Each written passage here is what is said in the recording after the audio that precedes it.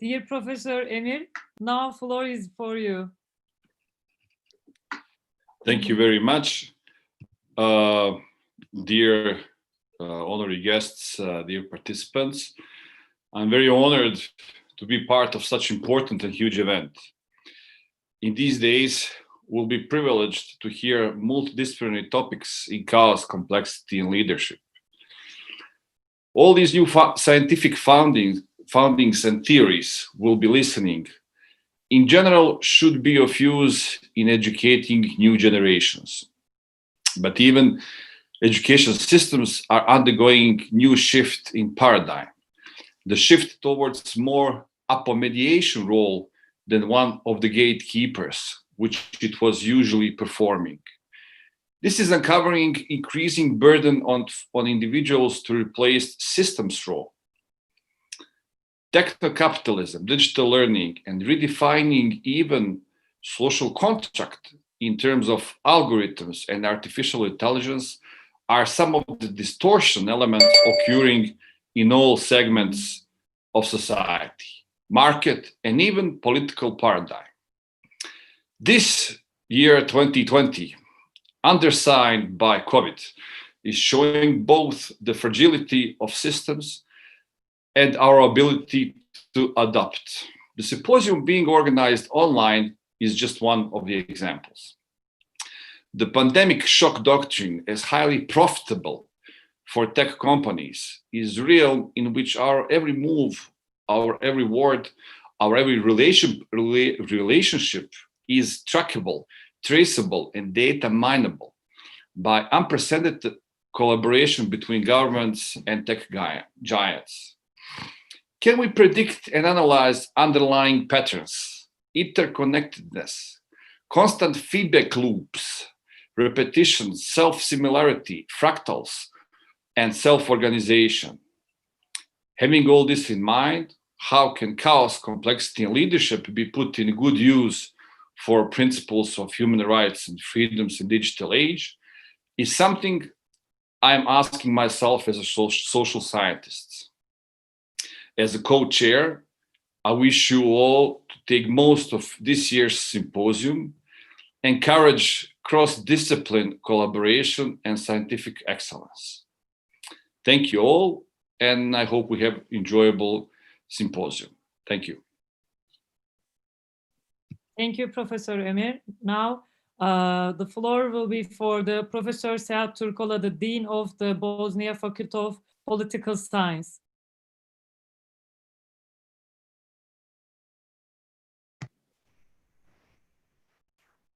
Good morning, everyone. Good morning, dear colleagues, distinguished representatives, and ministers from the respective ministries of the Republic of Turkey and Bosnia and Herzegovina. I extend my warm welcome to all participants at the 7th International Symposium on Chaos, Complexity, and Leadership, organized by International Science Association. I would like to thank our partners of this year's symposium, International Balkan University from North Macedonia, Süleyman Demirel University in Sparta. In my introductory remarks, I will focus on academic leadership in times of COVID crisis. I will start with a short theoretical approach and continue with some points we might be able to discuss today or expand on it in the publication that will follow up on this symposium.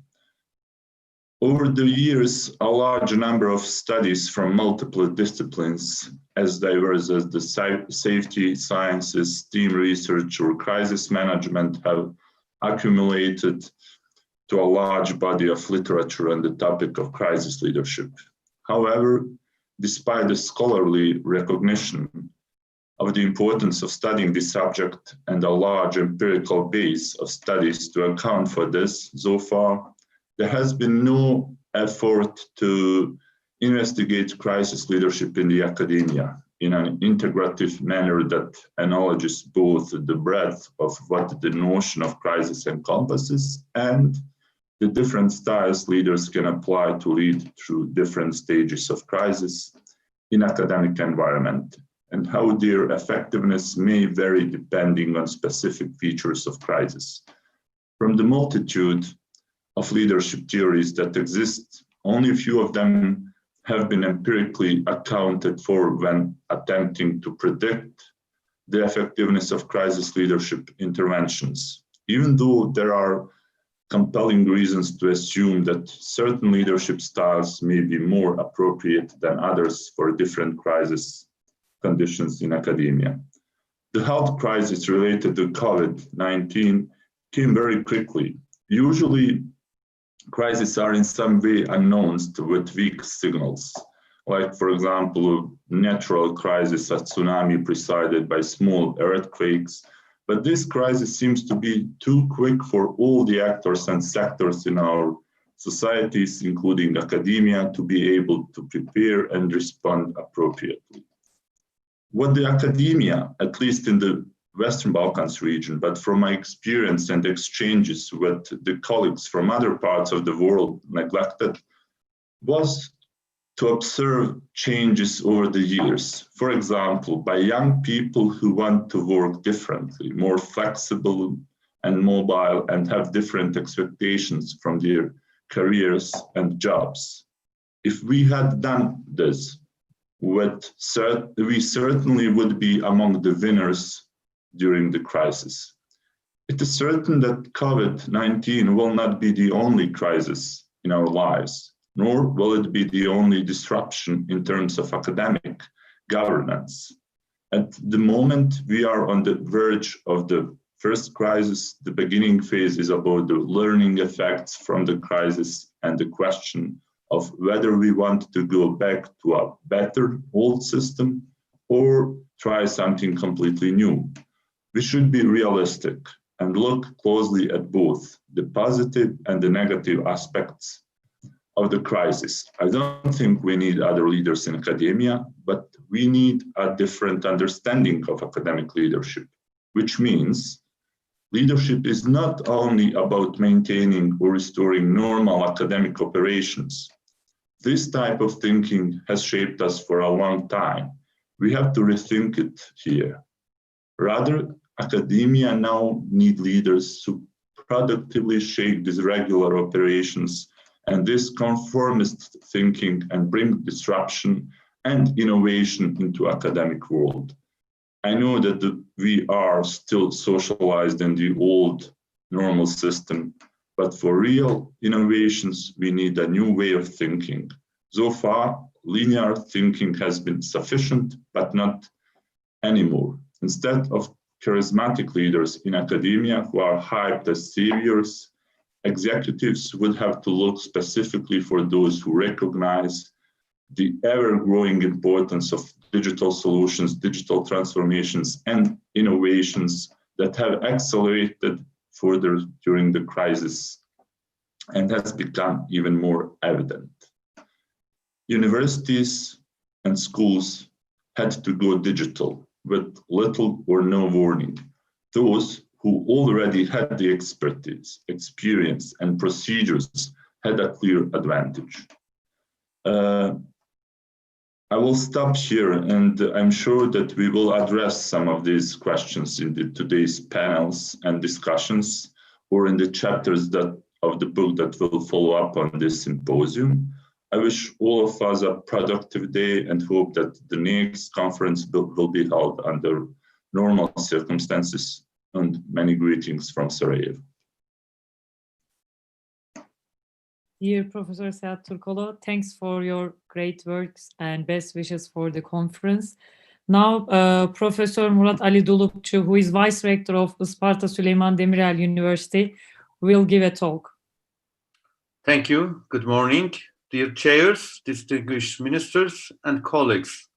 First of all, it's a great pleasure for our university to participate in such a symposium, in such an academic event. Unfortunately, our rector, Professor Dr. İlker Çarıkçı, has to travel due to a sudden meeting, and he sent you best wishes and a successful symposium. For our university and for all academia, scientific events are crucial. I hope this symposium will strengthen our relations between our universities as well as colleagues.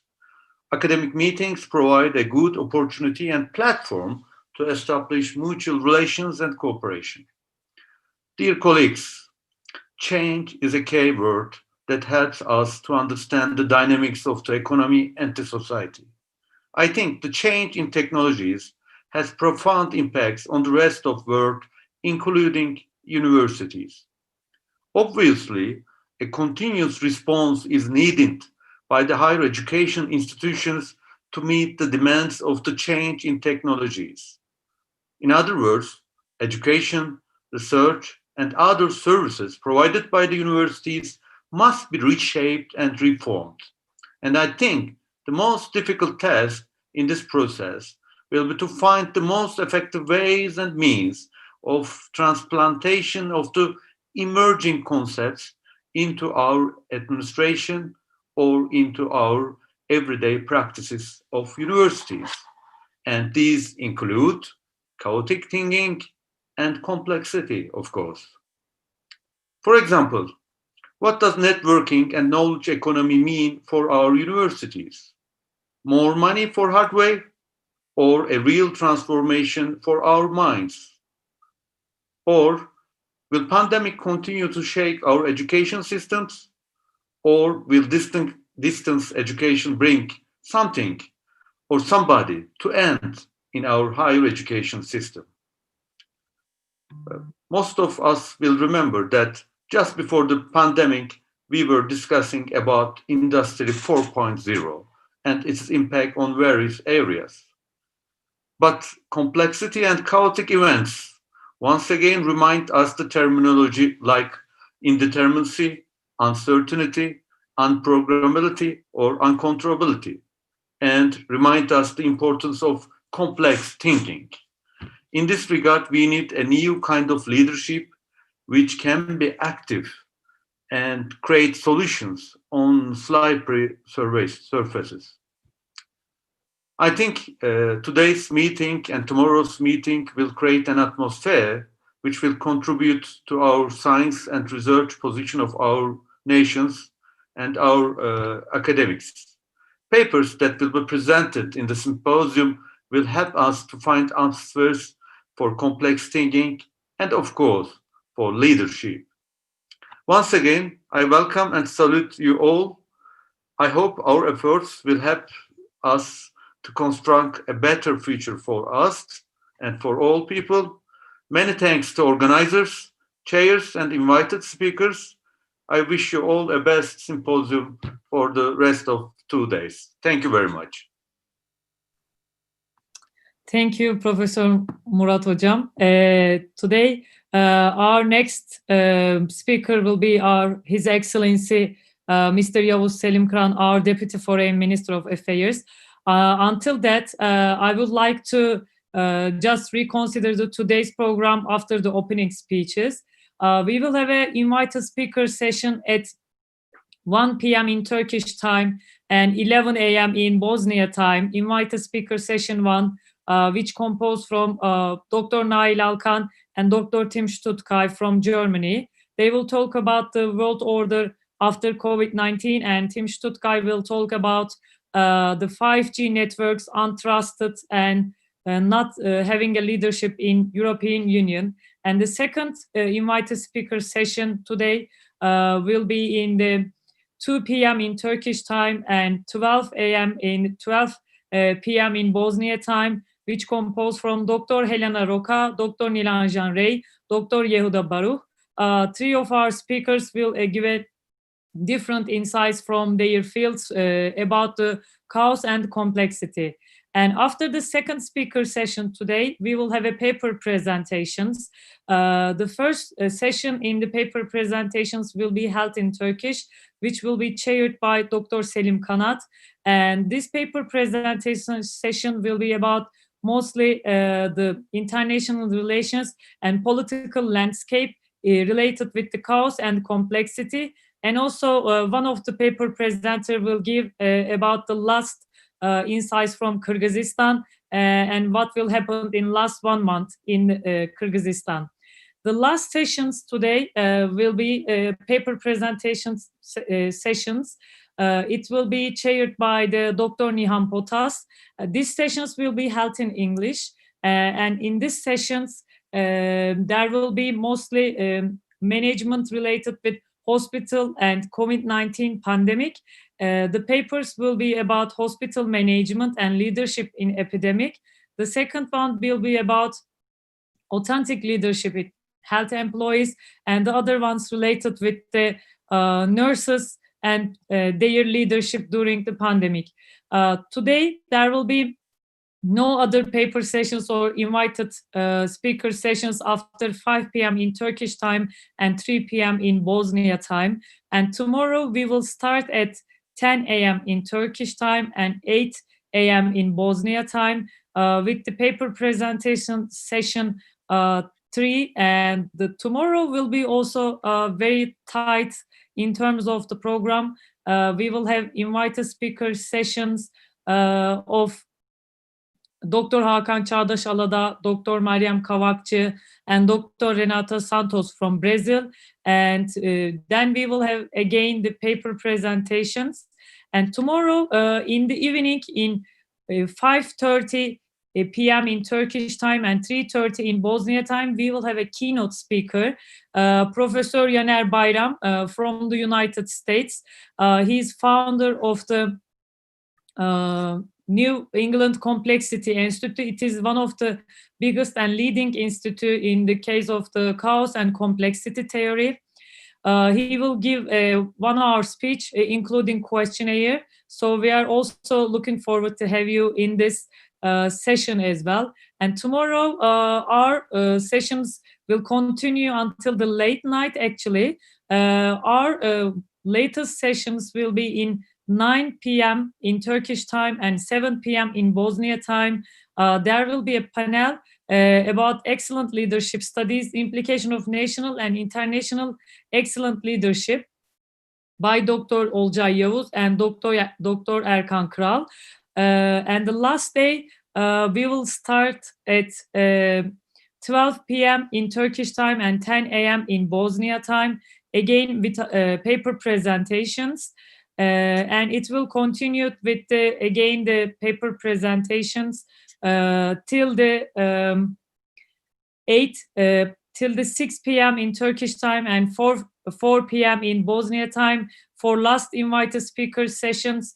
It will be also very interesting sessions where the speakers will be talk about different insights of the foreign policy and the latest development related with the pandemic, European Union and the world order. Also, a very interesting topic will be discussed over there, how our brain reflected in foreign policy making and how our brain chemicals affected the leaders' foreign policy making. So it will be interesting for all of us.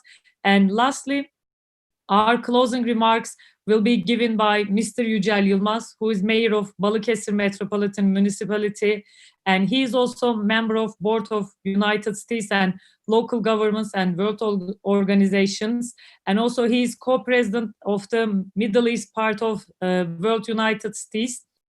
So he will basically make closing remarks, including his leadership experience as a mayor of metropolitan municipality, and he will give some insights of his foreign experience related with the municipality's crisis management during the pandemic, and he's also part of the health cities organization in the United Nations. So there will be very interesting closing remarks like other parts of the program in whole conferences.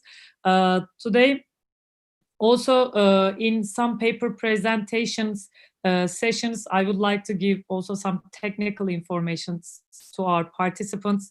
The certificates will be given in the end of each paper presentation sessions by the chairs. So they will be provided through the Zoom platform as well. And some of our participants also ask and sent email related with the Zoom links for each days. I would also like to inform you that the every day just giving the next day Zoom links, because there will be too much sessions, both paper presentation and invited speakers. That's why we didn't want to give the all Zoom links in a one day. Otherwise, it will be a little bit complicated. And in any cases, as we all know, because of this technological stuff, there can be sometimes some problem in connections or some problem in the links.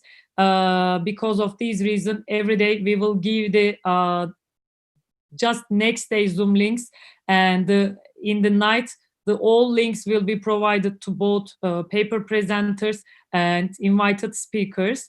So while we are waiting, I would like to give some words to Professor Emir. Maybe he would like to say something.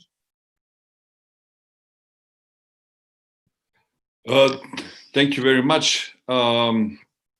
I'm just very excited to see how much papers we have received for this symposium, and it's just a great opportunity to hear people from different disciplines and scientific backgrounds dealing with pressing issues in this wider multidisciplinary topics of chaos, complexity, and leadership. I was in my opening address. I wanted to say that concerning the dynamics of the year 2020, we should probably have interest in holding this symposium like every month, because it's so many things that we need to research and exchange with each other. So many normal paradigms has been shifted throughout this year due to pandemic, and the moves and regulations that governments have made, and how this has affected the entire society is just unfortunate for many people. But for scientists, it's probably the best thing that ever happened to us, to be able to research so many things, how human society can very swiftly be adopted, and how much we can be focused and dependent on technology very quickly. On the other hand, we're looking at the challenges of how this will affect the development in all segments of society, market, and even political communication doctrine, and understanding active citizens in this new age, pretty much, because we are living some kind of forced digitalization. Probably we have moved forward 5 to 10 years in normal progress in just few months because of all the pandemics. So I'm very excited to hear the papers, and I'm even more excited to read the chapters that hopefully many of you will submit for the proceedings of this conference for the Springer Publishing. Thank you. Thank you, Professor Emir. Yes, actually, you remind me that about also the long version of the paper presentation for the book publishing. I will also give some information related with this. Our deadline for the long version of the manuscript will be extended to January, mid of January, because of the pandemic. Some of our participants demanded that they need more time. And actually, because the university term is already started and most of the participants has a very intense right now, the schedule related with lectures. That's why we extended to January, mid of January, rather than the mid of November for the long manuscripts. And once more, to just remind that who is making Turkish presentation in papers, in paper presentation sessions, they should also send the English version of their manuscripts and their articles for the book. And after the book submission, probably it will take 3 or 4 months for the publishing. But I think including this symposium, I had a chance to follow some other international symposium in last 2 months, especially everything just after move to the online platforms due to the pandemic. I just noticed that our general theme related with chaos and complexity right now is the most interrelated and directly related with the pandemic, and the discussion related with the how world look like after the pandemic, because everyone is right now using the notion of chaos and complexity when they are giving a talking about their actually insights about how the world look like after pandemic, but they are not using the terms in a very real way or the real sense. They are using the just notions. But in our symposium, as Professor Emir mentioned that, and Professor Seat Turkolo and Professor Murat Ali Dulupçu also touched upon that, this conference will be very interesting, both the discussions and outcomes, because it will give the quite new trends, or maybe just open the new way to the discussions related with this post-pandemic world, and it's how it's look like in both people's daily life and in general for the world order. Maybe Professor Seat Turkolo will like to give some few words about this.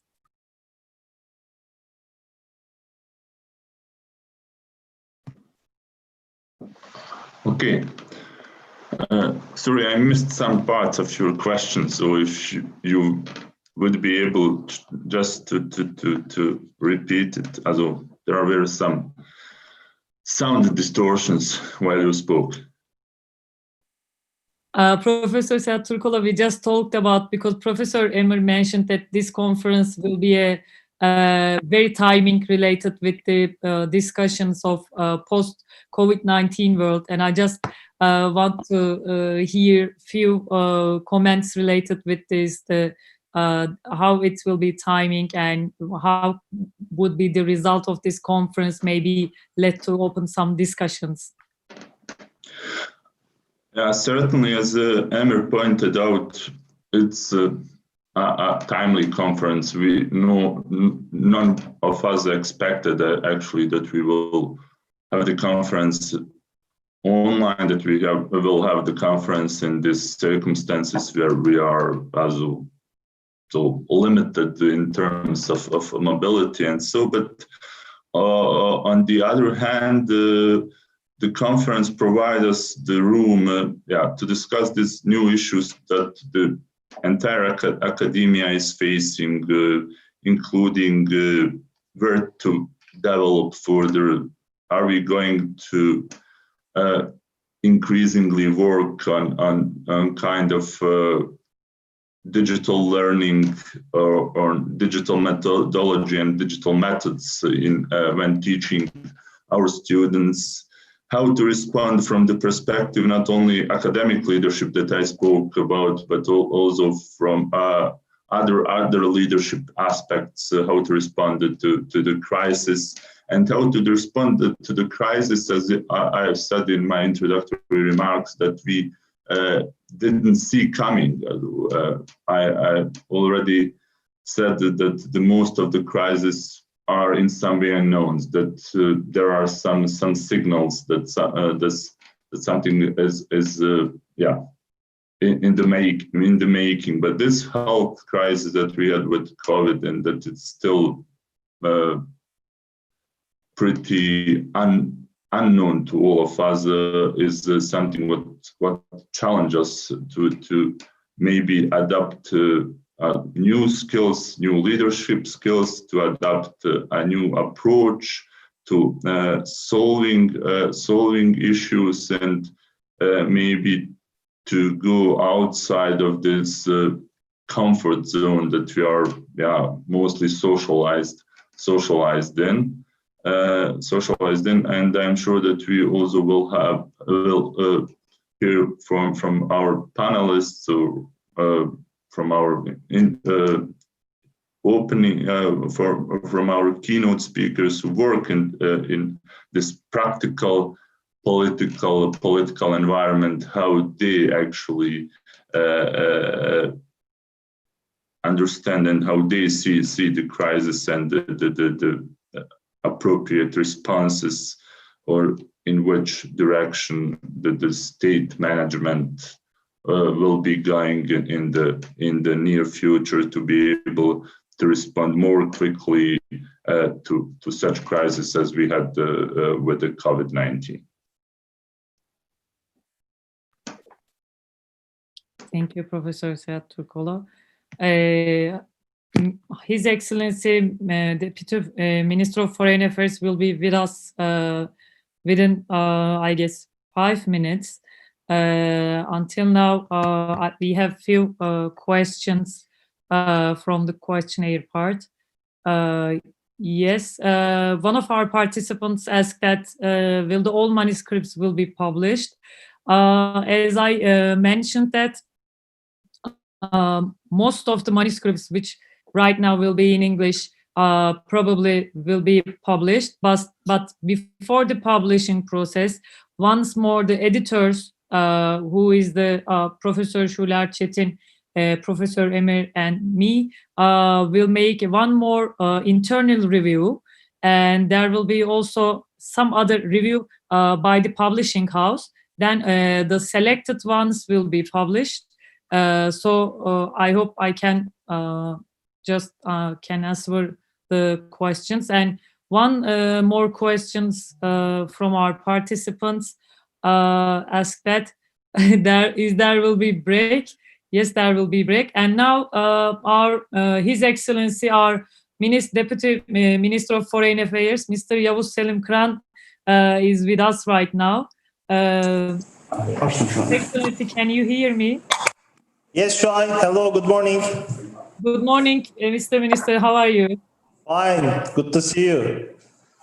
Thanks for coming our conference. You honored us to be here. I don't want to take your time. The floor is, all participant is waiting you, so the floor is for you. Thank you very much, dear Şuay, and thank you very much for your kind introduction. Ladies and gentlemen, honorable guests, it's a pleasure to address the 7th International Symposium on Chaos, Complexity and Leadership.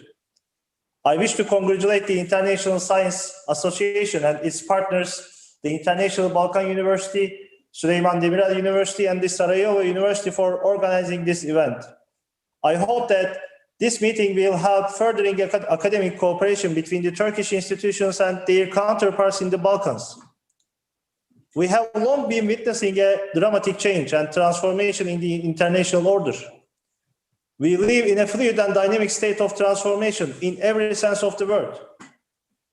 This happens against the background of instability, unpredictability, and chaos in current international affairs. Long-established frameworks like globalization, free trade, and liberal economic order are shaken.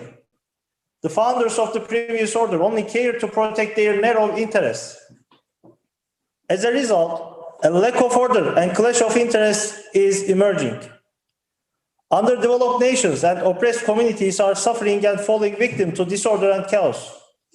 However, the old international structure does not and did not provide an answer to this human suffering, nor did it shelter and protect the humanity against cruelty and oppression. Tragedies experienced in the Balkans during the 1990s is a striking example of this. How can we forgive the massacre of the Bosnian Muslims? Likewise, can we forget the Bosnian Muslims forced to flee for their lives? The worst crimes against humanity after the Second World War were committed in Bosnia. Srebrenica turned into a shameful spot in our collective memory under the watch of the international community. These brutalities were not limited to the Balkans. We witnessed deeply troubling scenes in the Caucasus as well. As a result, the territories of Azerbaijan remain under the Armenian occupation for 30 years. 4 separate UN Security Council resolutions affirming Azerbaijan's territorial integrity are widely disregarded. Once again, the leading nations of the existing global order failed to counter aggression and occupation. With no other options left, Azerbaijan is now taking back its territory on its own. So, even before the pandemic, we were observing chaos and complexity and lack of leadership across the globe. The pandemic, on the other hand, gave face to many negative global trends. First of all, the pandemic revealed the shortcomings of the existing international system. UN Security Council spent more than 3 months to adopt a resolution on coronavirus. International cooperation is unfortunately losing ground. Unilateralism and populism gain ground. Therefore, now is the time to take steps for the reform of international institutions. As clearly stated by our President Recep Tayyip Erdogan, the world is bigger than 5, and the UN must be reformed accordingly. Secondly, the pandemic has deepened the existing divisions and conflicts around the world. A brief look at Libya, Syria, Yemen, Palestine, Somalia, South Sudan, and Myanmar clearly reveals this. There are multiple challenges at work in these regions. These include governance failures, economic hardships, growing inequalities. Vulnerable groups like the internally displaced people, the refugees, and the migrants are suffering more. We need solidarity, resilience, good governance to prevent further misery. A third point is that there has been an increase and intensification in geopolitical competition. The geopolitical rivalry between the US and China is both widening and deepening. The growing clash between these two powers leads to further instability and unpredictability. Dear friends, countering these challenges, we implement an enterprising and humanitarian foreign policy under the leadership of our President Recep Tayyip Erdogan and Foreign Minister Mevlut Çavuşoğlu. How does this foreign policy approach differ from others? In simple language, we engage in world affairs actively and constructively. We place the human factor at the heart of our policies. We serve only for the well-being of people. Beyond words, we accomplish solid outcomes. We take on leadership to develop regional cooperation mechanisms. We have 14 trilateral or quadrilateral mechanisms among regional actors in the Balkans, Asia, the Middle East, and Eastern Europe.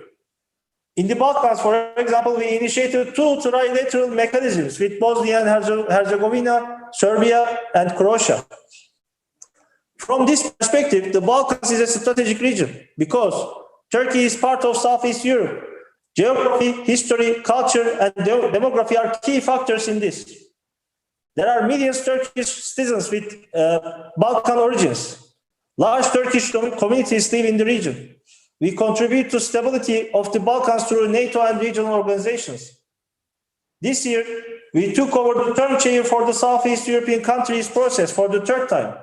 We will host an informal foreign ministerial meeting of this process on 6th of November in Antalya.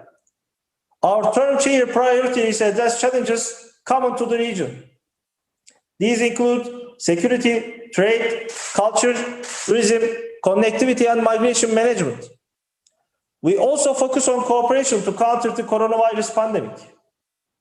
Our enterprising and humanitarian foreign policy underlies international law. This is why we stand with those legitimate rights are violated. We stand with Azerbaijan in its struggle to restore its integrity. We support the integrity of Georgia, Ukraine, and Moldova. We assist the UN-recognized legitimate Libyan government. We open our doors to Syrian refugees and try to prevent the spread of terrorism and bloodshed in Syria. And in the East Mediterranean, we strive to protect our rights and the rights of the Turkish Cypriots. As our president emphasized, we neither violate the rights of others nor let others violate our rights. Our foreign policy provides answers to the pandemic conditions. This is how we called for a collective global action for this global challenge. Our key message to the world is to promote international solidarity, cooperation, and effective multilateralism. We co-sponsored the UN General Assembly resolution that called for a fair, transparent, and equitable access to essential medical supplies and future vaccines. We joined the EU's Coronavirus Global Response Conference. In short, we extended a helping hand to other nations. As a result, we provided medical supplies to 155 countries and 8 international organizations. This is part of our enterprising and humanitarian foreign policy. Before the virus outbreak, we were already the top refugee hosting country and most generous humanitarian donor. The coronavirus outbreak has just earned us another badge of honor. We became the second largest medical aid supplier. This is because we believe true friendship is tested during hardship. During this crisis, we also took measures to care for our citizens and others. Since March, we brought back over 100,000 Turkish nationals from 144 countries. This is the largest evacuation operation in our history. Our evacuation flights carried over 5,500 foreign nationals from 67 countries. Having the 5th largest diplomatic and the 4th largest flight network in the world enabled to make this difference. Turkish embassies and consulates rushed to assist our citizens and others around the globe. Ladies and gentlemen, in accomplishing all these, digital outreach, effective governance, and political leadership play a defining role. With foresight, we were prepared for the digital challenge looming over the horizon. Last year, our Foreign Minister Çavuşoğlu announced the Digital Diplomacy Initiative. Currently, we utilize the transformative power of technology in all aspects of our diplomatic work, including consular services, public diplomacy, and policy analysis. We will continue to tap on the potential of big data and artificial intelligence in foreign policy. Yet these steps are not sufficient alone. Effective governance and political leadership to address the challenges is more important than ever. With this understanding, Turkey's visionary leadership and institutional capacity demonstrated an impressive performance in facing this challenge. During the pandemic, many leaders contacted our president to receive his opinion and advice. Our President Erdogan is also in regular contact with world leaders as they seek his opinion on several regional and global issues. This clearly shows that President Recep Tayyip Erdogan has the wisdom and vision go well beyond our national borders. Ladies and gentlemen, before concluding, I want to underline an emerging threat we all face in Europe. This is a threat of racism, xenophobia, Islamophobia, and intolerance. France places itself at the center of this senseless hate attack. French President Macron attempted to link Islam and Muslims with terrorism for his own domestic political agenda. He also dared to create some empty concepts such as enlightened Islam or European Islam or French Islam. Islam is one and universal. Our religion is a call for peace to all humankind. Unfortunately, his provocative approach is bearing fruit. Charlie Hebdo published so-called cartoons full of disgusting images aiming against our prophet and our president. We condemn this savage effort by the strongest terms. This publication has nothing to do with freedom of expression. They are spreading cultural racism and hatred. Turkey, under the leadership of our president, is supporting millions of people in need around the world. We are hosting over 4 million refugees in our country. Those who have not lifted a finger to help women, children, and disabled are now targeting our president with indecency. We will not remain silent in the face of these reckless attacks on our culture and religion, no matter where it comes from. In the meantime, we call on all sensible European friends to fight back against this kind of primitive cultural racism and uncivilized discourse. With this in mind, we will continue our endeavors to make our foreign policy relevant to the realities of the post-pandemic world. I very much hope this symposium will help us further our understanding of the challenges ahead in a chaotic and complex world. I also thank to Mrs. Şuaya Çıkan and her dear mother, Şefika Hanım, for their contributions to organize this event. We will welcome your feedbacks on our discussion today. Thank you very much. Mr. Minister, His Excellency, thank you for your great speech. Actually, it will be a great insight for all participants from all over the world in our conference. It will be amazing summary of today's chaotic international system where we are living and where Turkey is showing its leadership. Thanks once more. Thank you very much for your speech. You honored us to be here, and thanks for your kind words to me. Honor is mine, Shuay. Say hello to all participants, and thank you very much. Hope to see you again. Bye-bye. Thank you. Bye-bye.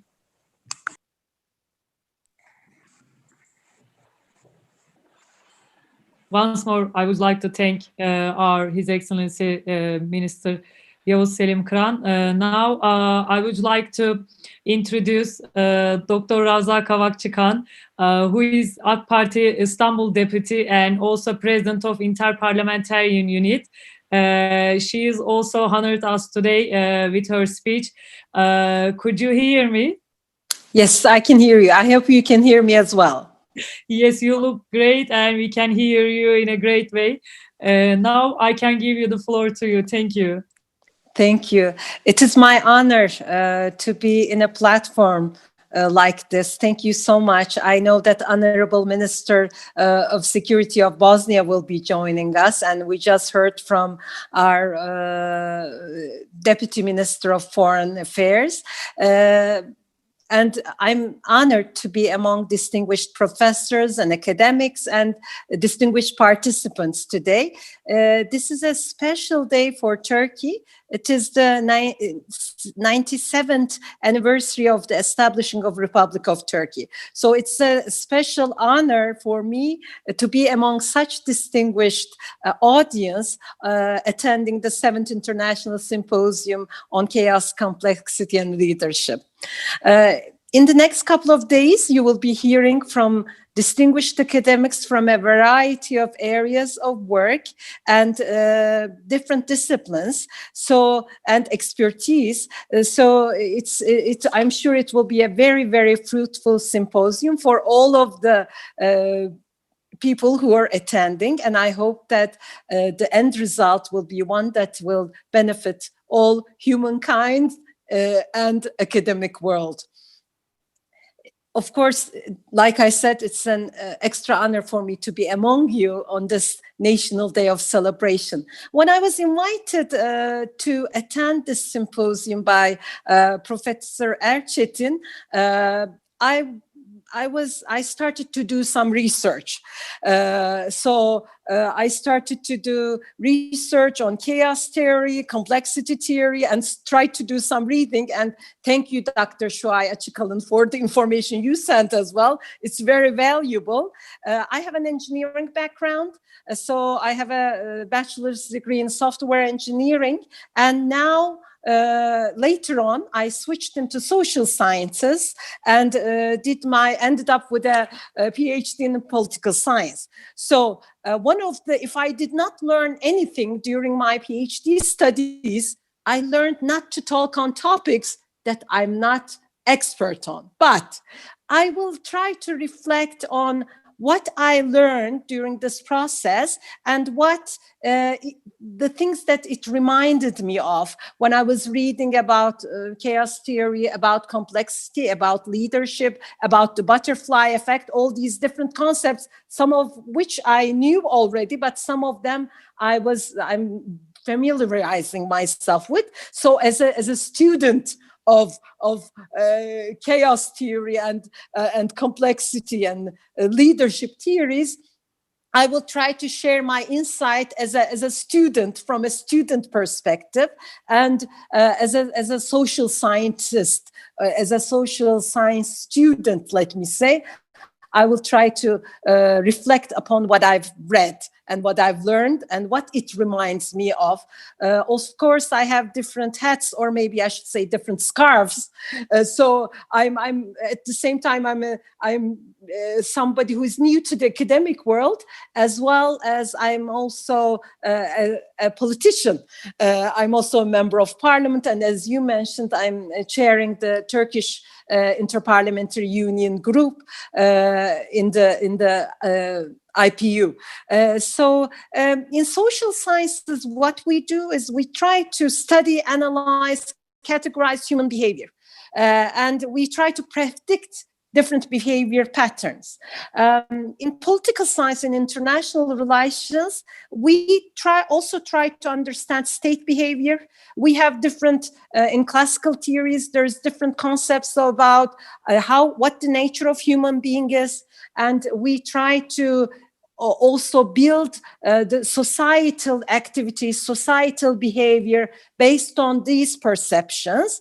And different theories, classical theories, neoclassical theories, modern theories have different predictions and different understanding, different definitions.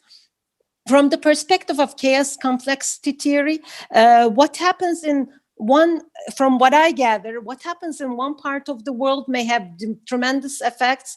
What happens within one government or within one society, a small flame starting up somewhere, something unexpected may change into something different all over the world. So there's a lot of options, there's a lot of possibilities, and there's maybe academically this is a challenge for the academic to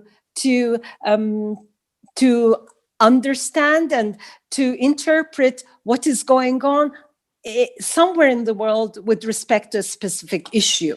A minor incident in one part of the world may end up yielding global effects. So it's a very, very exciting area for me as well. And I'm looking forward to the best of my ability, listening to distinguished academics who have work in this area. Of course, dealing with unexpected, unknown, and trying to produce academic results out of this is a challenge, as I mentioned. We are going through an interesting time.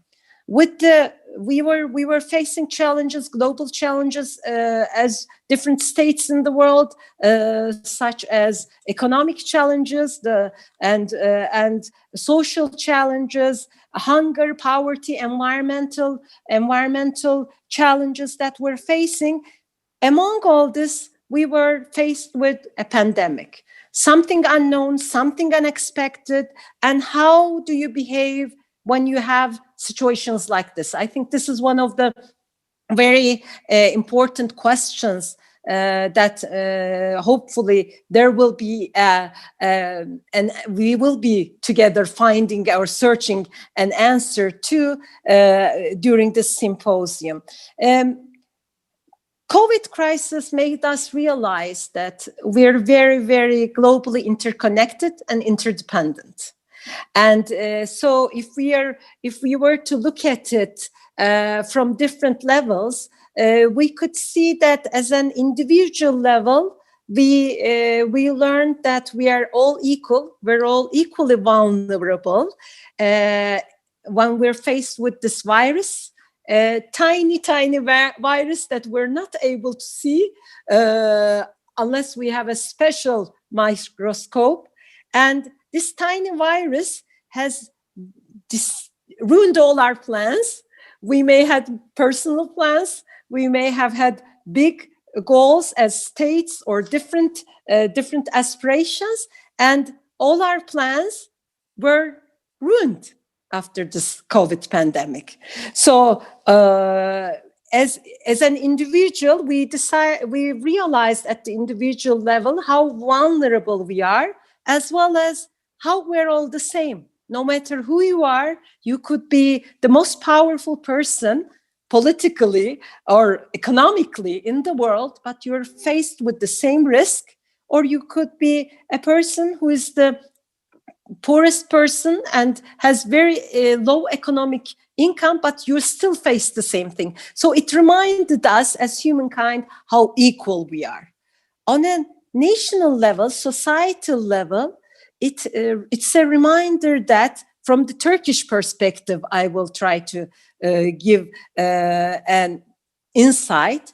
It reminded us that we need to support each other.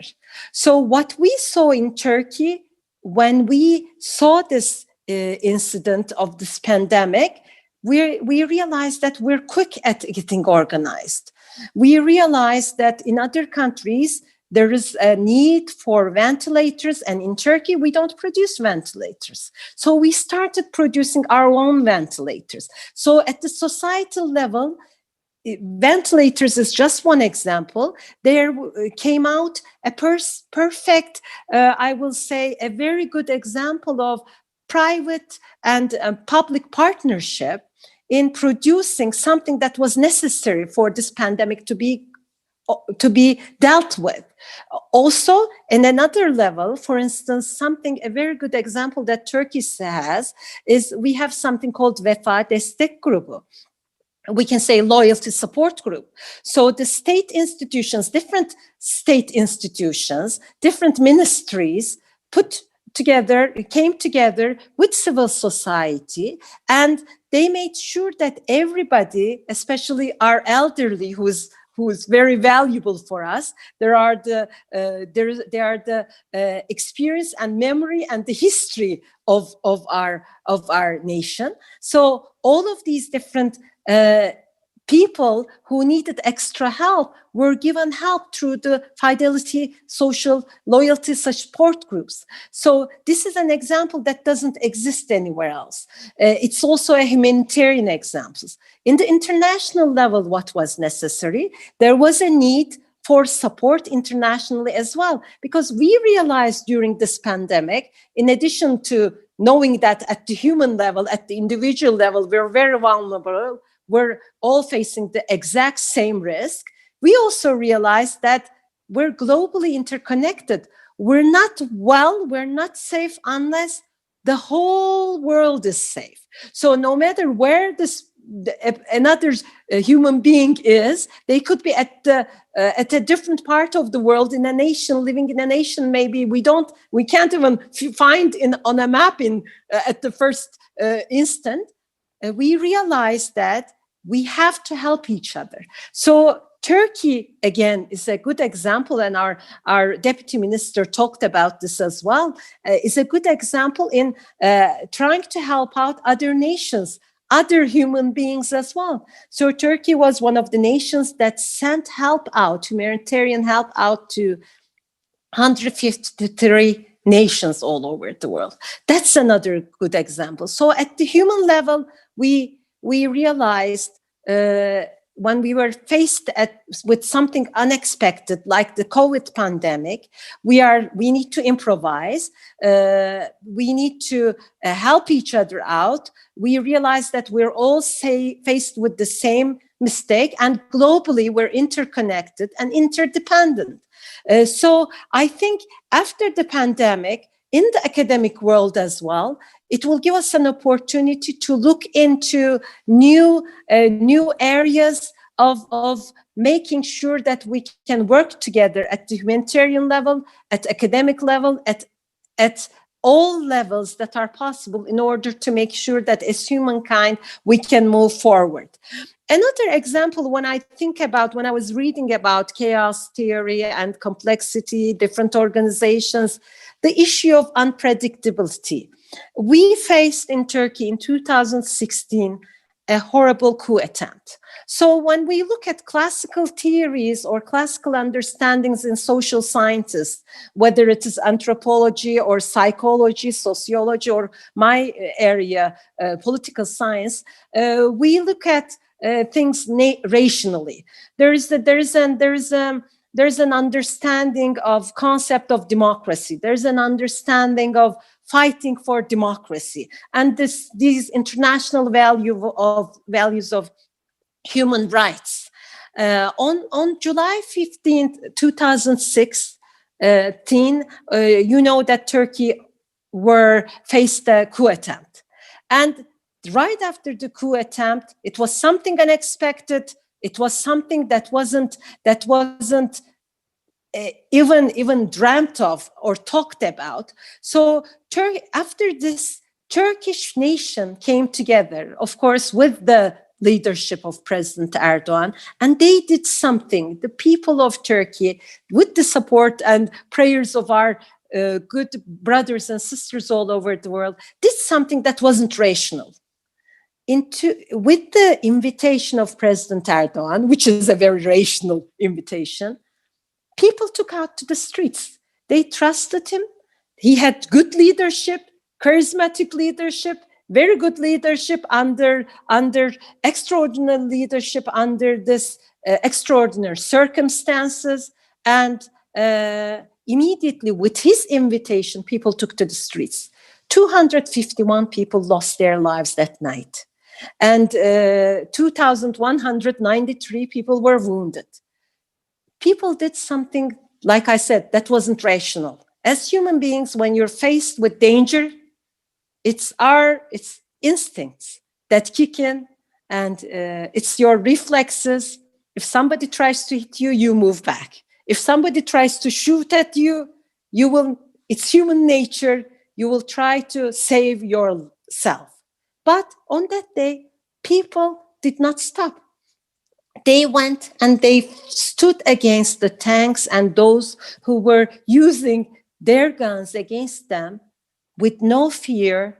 And they did something that wasn't, like I said, rational and wasn't instinctive, but they stood up for human rights with their bare hands.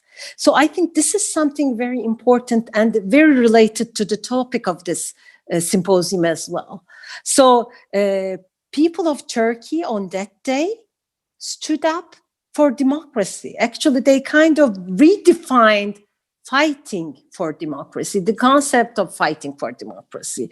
And they did something that wasn't expected and that has no other examples of. And this happened very quickly in a time frame of a couple of hours. And the next day, as right now you're my guest in my office in the Grand National Assembly of Turkey, and this parliament was in session a couple of hours after the attacks began, and it was in session with the presence of all parties, giving out a declaration that stood for Turkish democracy. So I think this is something extraordinary.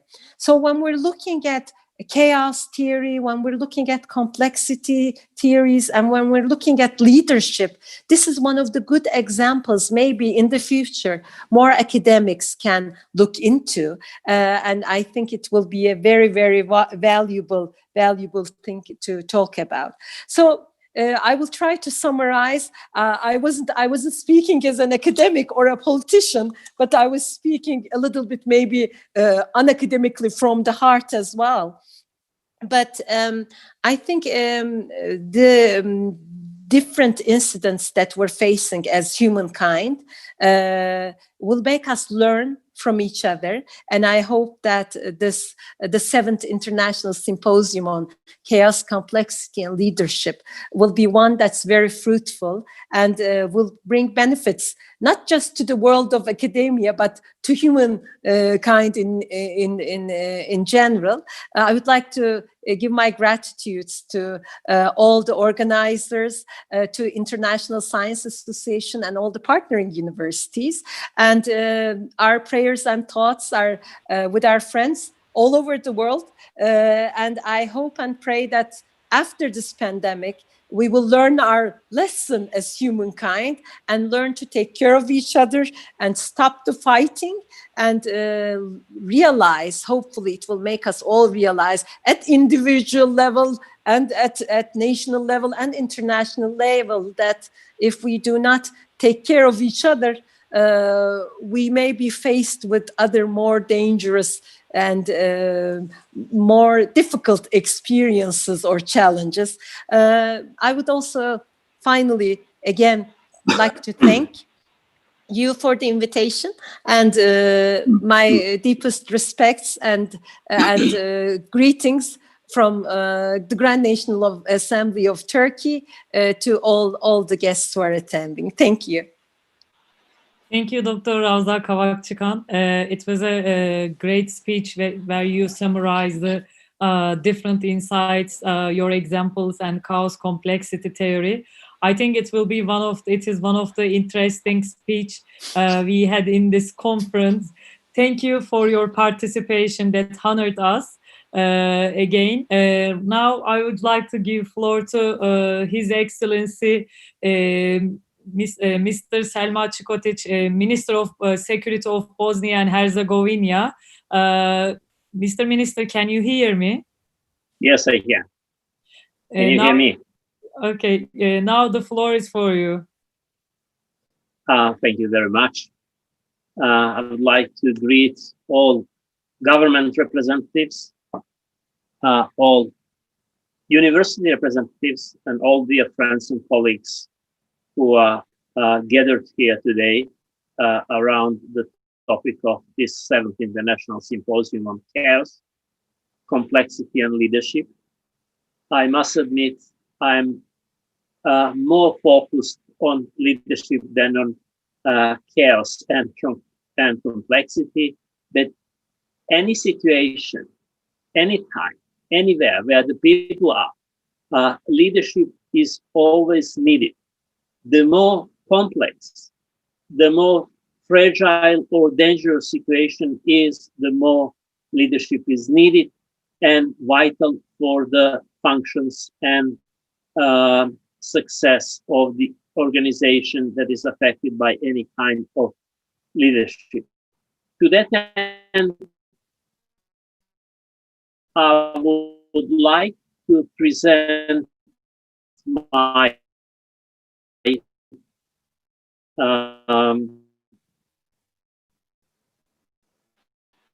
contribution to the discussion from the viewpoint of a student leadership. So combination of theory and practice of leadership, complex circumstances. When I say this, I do admit the notion of my predecessors, of previous speakers, who eloquently and rightly spoke about the connected. But we also live in a world that is characterized by constantly growing overall speed of social change. That is very relevant for all today's viewpoint and understanding of leadership. The speed of overall change is constantly growing, and not just by linear, but rather by an exponential characteristics. And it makes the complexity and chaos of any situation more important as a challenge for the leadership. So the major, to put some elements, responsibility and discipline in any kind of disorder, any kind of trust, and any kind of crisis.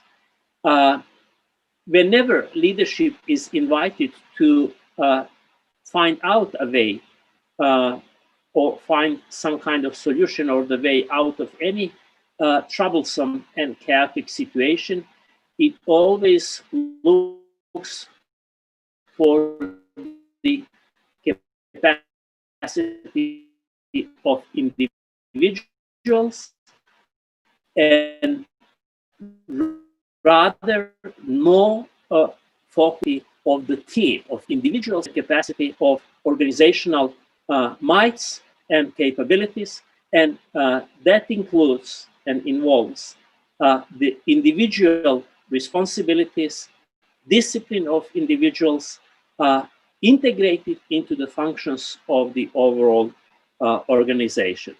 So just to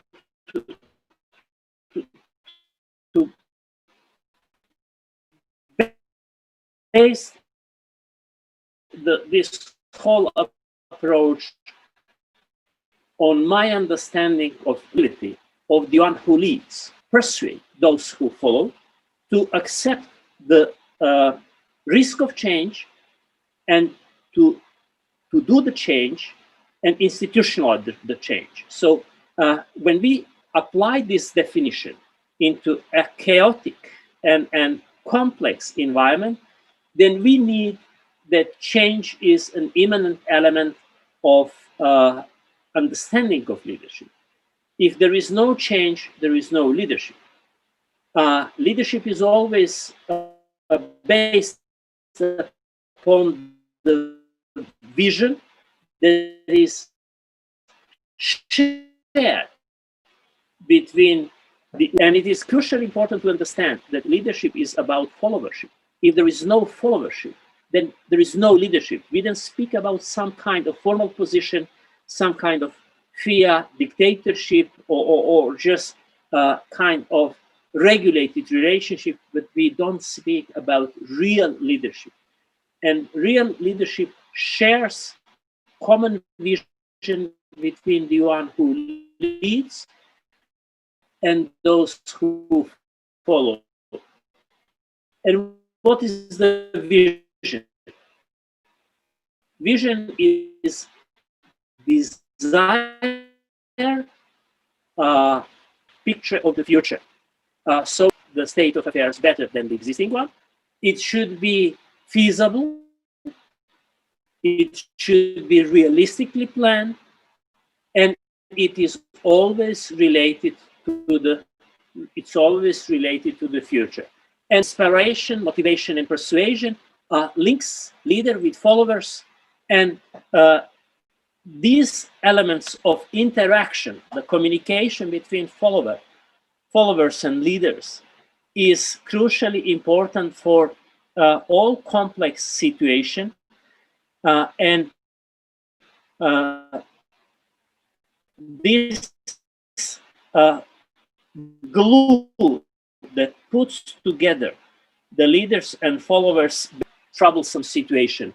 And it is very important to understand that modern concept of leadership understands that certain members of teams within certain complex situation could change their position. The same person could be at certain point of time a leader, and at next point of time, at next iteration, somebody else could assume the leadership position, whereas the previous leader could become follower in the next circumstances. And it puts flexibility into the understanding of leadership as a role. Leadership is not a kind of sacred position, even though the capability of the one who leads to see further, to see wider, to see deeper and better, and the rest of the team defines his position of the leader. And as long as he could care for the well-beings and interests of his followers better than they can do it themselves, he or she will play that role of a leader. And once he exhausts his capabilities, his ideas and visions, it defines the time that someone else should become the next in row to lead the group, to lead the organization, and of finding the way out of any kind of chaos or crisis towards the well-being and better end of the whole organization and all members of its organization. I would just for that purpose mention what are the dimensions of the leadership. There are three key dimensions. The key one, or the first one, is concept. Then the second one is qualities or traits of the leadership. And the third dimension is the leadership process. What is the concept? It's basically the creation of idea how to undergo certain change, and to create the hope among followers and driving mechanism of change, hope for the positive to be undertaken. All these qualities that are important, they are important for the leaders, but also those qualities are needed and desired at the side of the followers. Integrity, selflessness, trust, wide concept of vision, mutual understanding, responsibility, and acceptance of responsibilities, readiness to make decisions, competence, and of course there are others. And the third dimension of leadership process is the process of leadership or change.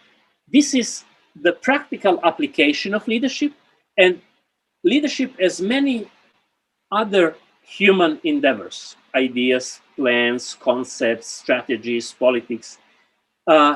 Leadership either succeeds or fails in this stage of implementation. Implementation is the most sensitive and the most important and vital element of every human activities. So the process itself, the realization of the process, implements all the elements of concept, qualities, and relationship. So with all these theoretic aspects in mind, when we speak about leadership in crisis, then I guess it is very safe to assume that all good leaders are optimists by their nature. They all see crisis as a chance, and they all see optimism as a multiplier of every success. So creation of optimism before the recovery is very important. Prevention as an approach to crisis is very important.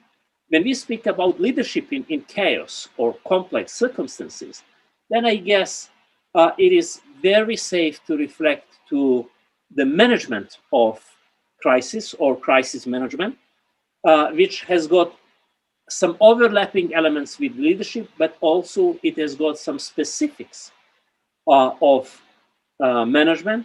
And just to make a distinction between leadership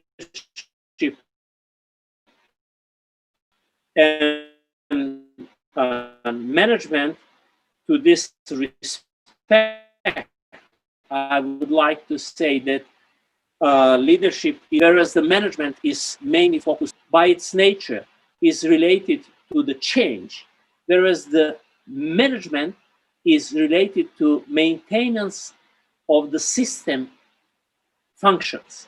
So whereas the leadership wants to change, the management wants to provide the existing system functions. But combination of good leadership and crisis management is a very safe approach. It could be integrated into one single person. It does not take two different individuals, a leader and a crisis manager. A good leader is a good crisis manager, or good crisis manager should act as and could work as a good leader once the crisis is over. And just to somehow wrap up this whole approach and contribution, I would like to share with all of you a very positive and potent experience of many developed and progressive organizations and states that is relevant to chaos, complexity, and crisis. COVID-19, the flow of any other complexity we could possibly speak about, that is the approach of triple helix. Triple helix is a modern system that combines or put together three very elements of every society, and that is the government,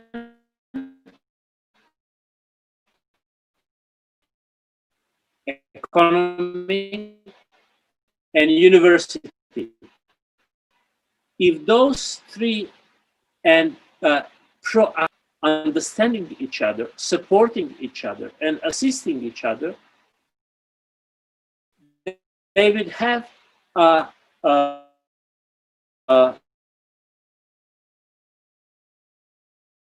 feedback on positive note, on daily basis, help individual growth of all of these three elements together, and society that is affected, and interconnectivity. And I guess if we assume the notion of this symposium,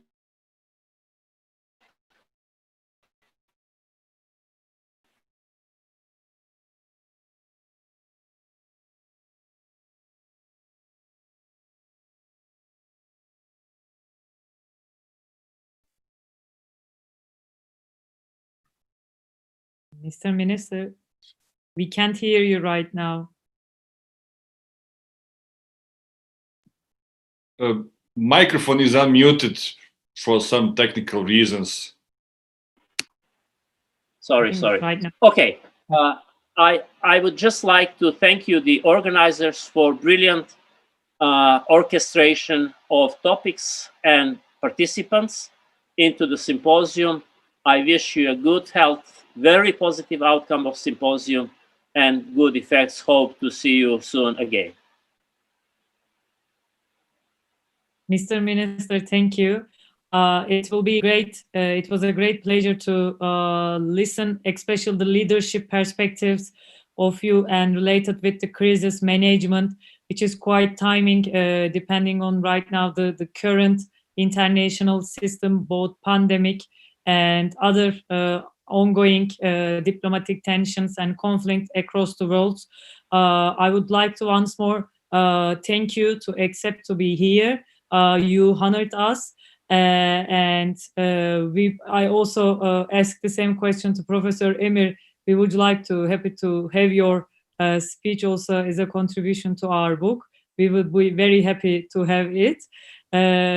Once more, I would like to thank again, and I hope you will also get better soon from the COVID-19. But you look great. So we wish more better and healthy days for you and for your family. Thank you again. Dear participants and our privileged speakers and guests today, today opening speech session is right now ending. We will have invited speaker sessions at 1 p.m. in Turkish time and 11 a.m. in Bosnia time. You can find the related Zoom meeting links in our websites, which is www.iccls.org.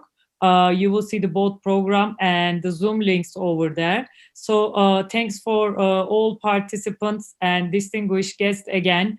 Right now we are ending the session. Have a nice day, and once more happy to anniversary for our Turkish Republic on National Day. I hope we will see you on the next panels and invited sessions. Thank you and bye-bye. Thank you all also, and happy National Day to all Turkish friends. Thank you, Professor Emir.